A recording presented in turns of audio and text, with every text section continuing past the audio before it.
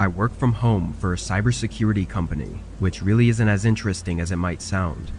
I have to be online overnight from 10 to 6, scrolling through files full of code to see if anything is a possible threat.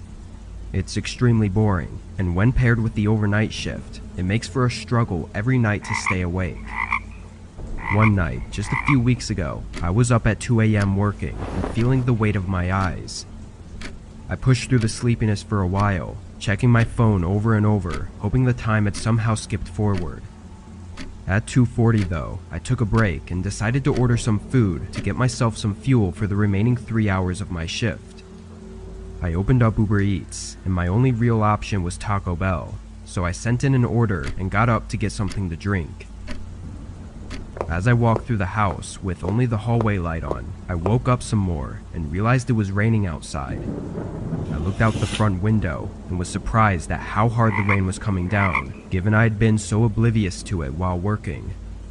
My first thought was how I just ordered for delivery, and I felt really bad for basically making someone run through the rain for my own convenience.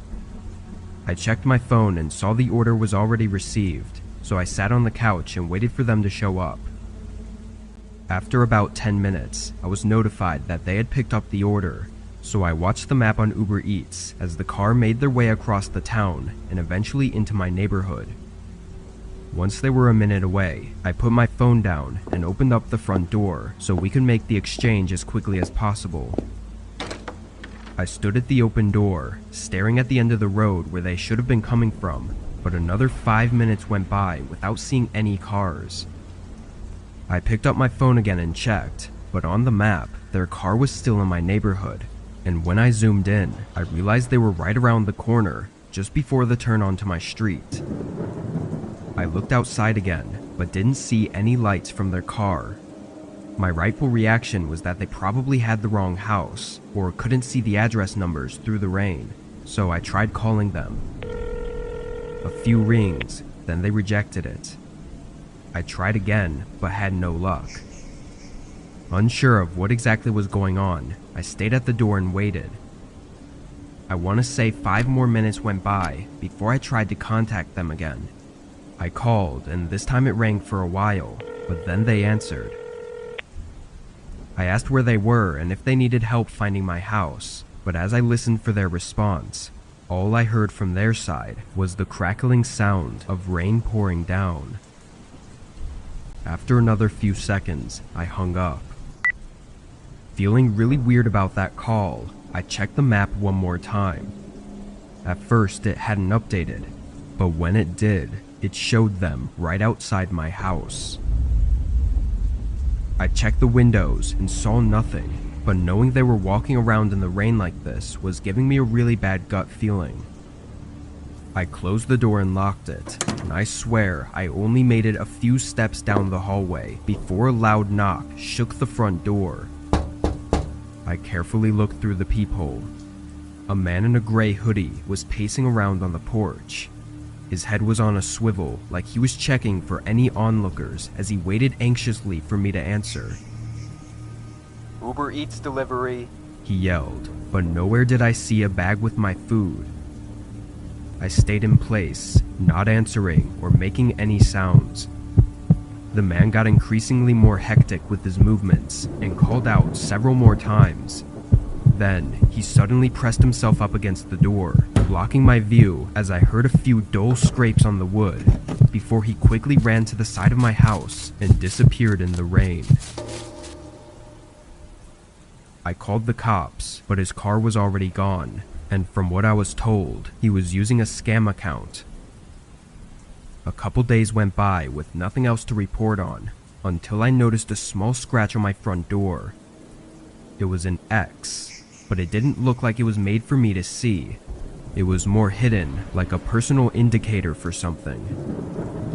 It could have just been a fluke to scare me, but I still painted over it to conceal whatever that marking was supposed to mean.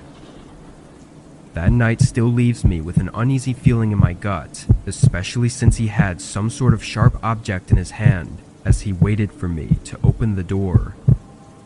Part of me is still convinced that that won't be my last encounter with him.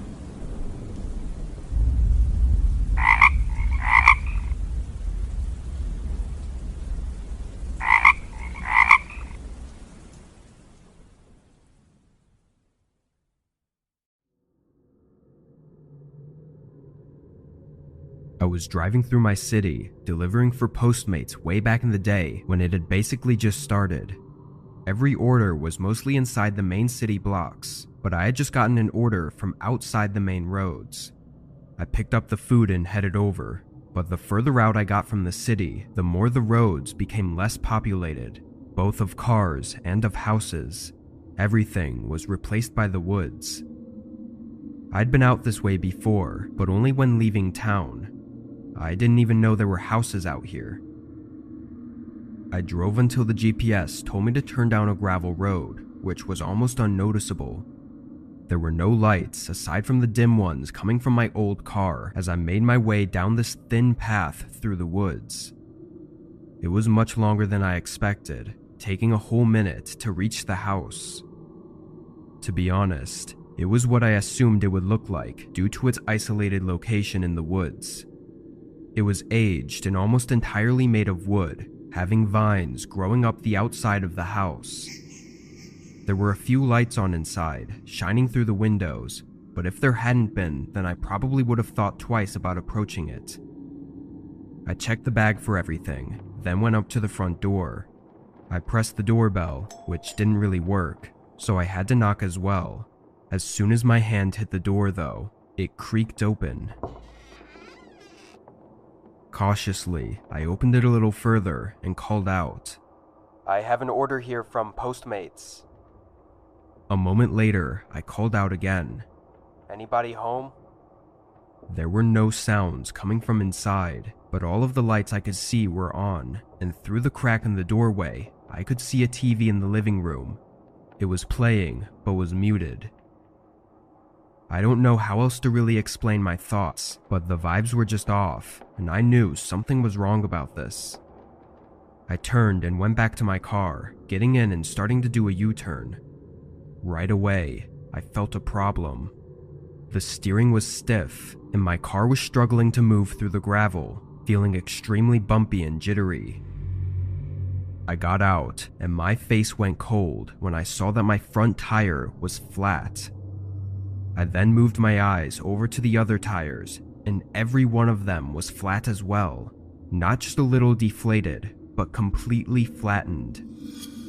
My stomach dropped, instantly knowing this was a purposeful act. In that moment, my mind was everywhere. What terrified me was that I didn't know whether someone put something on the path, or if someone had come up while I was at the house and done it behind my back. Either way, the only thing I knew was that someone was out here with me, way out in the woods, in the middle of nowhere. I got back inside my car and locked the doors, trying to call 911, but had no connection. As I ran through my few options, I saw a light in the house flicker, and the front door opened wider, revealing a man in the doorway. Without any hesitation, he started walking quickly over to my car. I didn't second guess myself this time, putting it in drive and forcing my car through the gravel.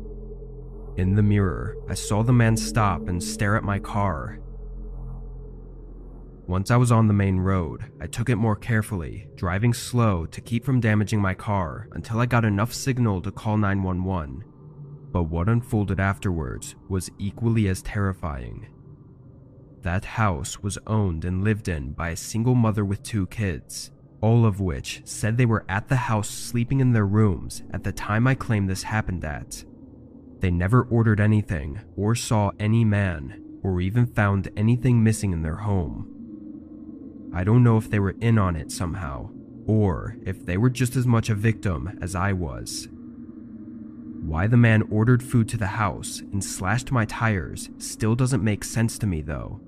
The only thing I've thought of is that maybe he was planning to do something horrible to that family, and I was going to be set up somehow to take the fall for it, due to my presence at the property at the exact time it would have been committed. It may be a stretch, but if that's true, then me getting away might have saved more lives than just my own.